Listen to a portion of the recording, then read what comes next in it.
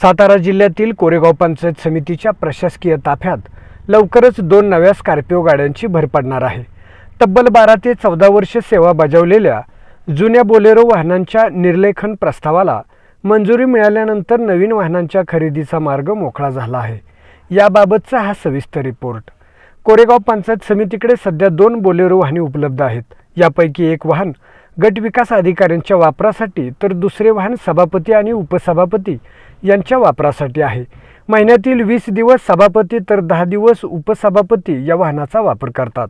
मात्र या दोन्ही बोलेरो गाड्यांना 12 ते 14 वर्ष पूर्ण झाल्याने त्या जुन्या झाल्या होत्या। तालुकाभर प्रशासकीय दौरे आणि लोकप्रतिनिधींचा प्रवास याच वाहनातून होत होता। त्यामुळे पंचायत समिती प्रशासनाने या दोन्ही वाहनांचे निर्लेखन करण्याचा प्रस्ताव विभागीय आयुक्त कार्यालय पुणे यांच्याकडे पाठवला होता।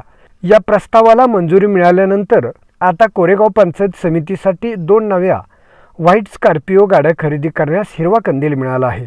सध्या सातारा सांगली विधान परिषद निवडणुकीमुळे आचारसंहिता लागू असली तरी जुलै महिनाअखेर या दोन्ही गाड्या पंचायत समितीच्या ताफ्यात दाखल होण्याची शक्यता वर्तवली जात आहे।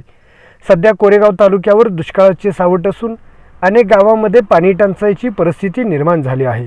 त्यामुळे गट विकास अधिकारी, सभापती आणि उपसभापती यांना वारंवार गावोगावी जावे लागत आहे। याशिवाय तालुक्यातील अनेक अंतर्गत रस्त्यांची दुरावस्था लक्षात घेता मजबूत आणि विश्वासार्ह वाहनांची गरजही प्रकर्षाने जाणवत होती। नवीन स्कॉर्पिओ गाड्या उपलब्ध झाल्यानंतर प्रशासकीय दौरे अधिक वेगवान आणि सुलभ होतील। दुर्गम भागातही अधिक प्रभावीपणे पोहोचणे शक्य होणार असून पंचायत समितीच्या कामकाजालाही याचा निश्चितच फायदा होणार आहे।